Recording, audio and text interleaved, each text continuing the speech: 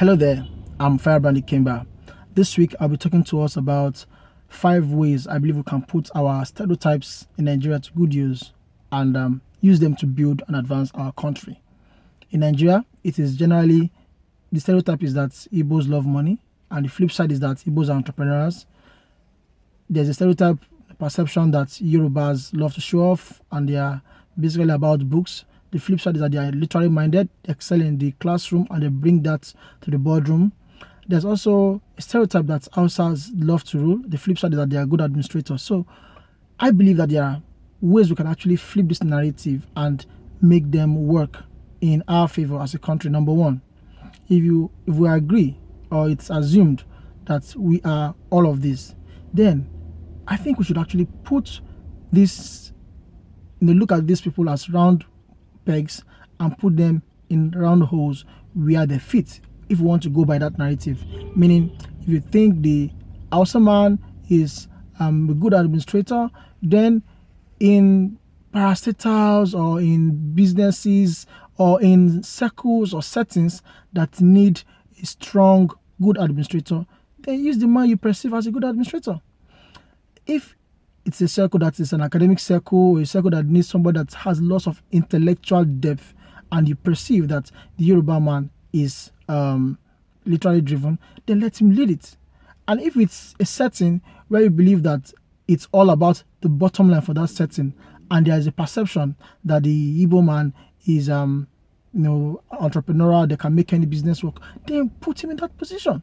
Basically, that I think is one way we can actually leverage on these stereotypes. That is assuming we want to use this narrative, as a motive for actually deciding who does what and who sits where. Number two, if what we really say about ourselves is true, then we should show it in our regions.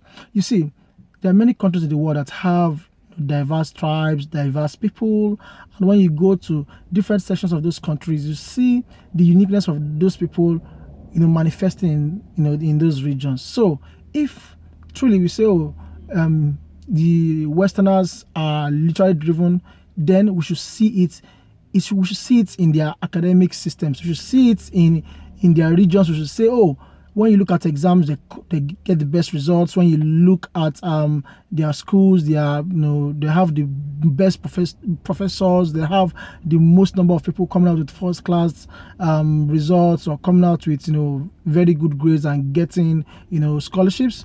And if you say, the Easterner is very entrepreneurial, then we should see this entrepreneurship manifest in our regions. Then the entire East should be a business hub.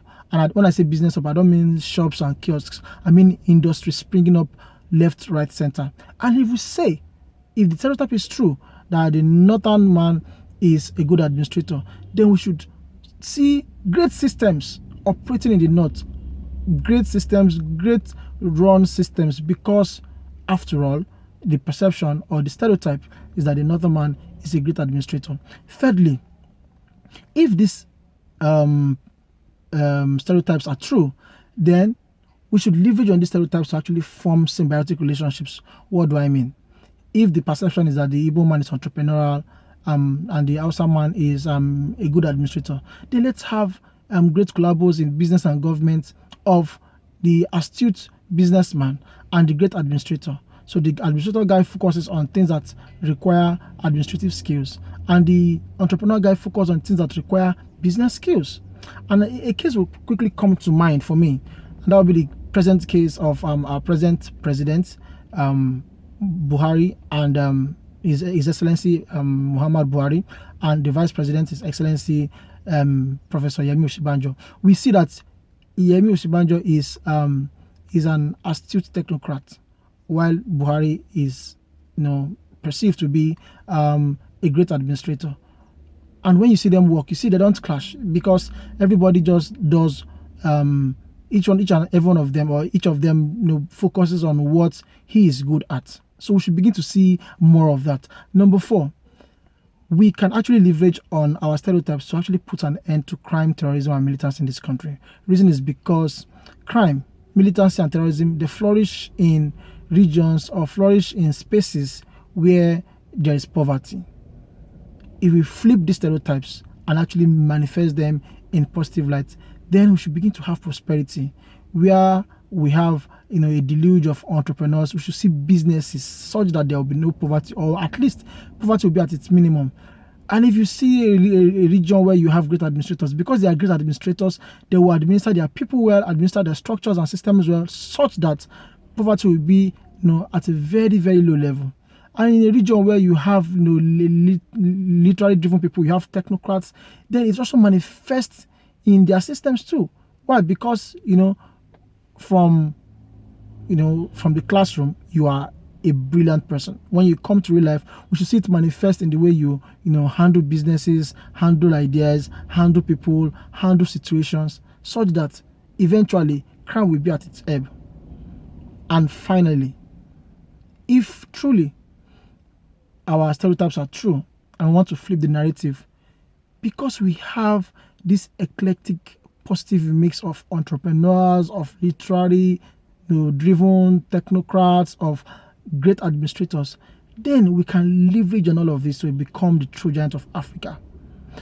Many countries lack what we lack. For a very long time, even after our independence, many Nigerians were actually helping many African governments run their country as technocrats, as leaders, in their embassies, in their academic institutions, in their medical institutions, even in their military, even in their military setups. But over time, because we have taken our eyes off the ball to a very large extent, we are almost becoming the dwarf of Africa. So if we want to really look at how we can flip the script on these stereotypes and actually look at the positive sides of it and enhance them and own them and make them work for us, then we truly should become the giant of Africa.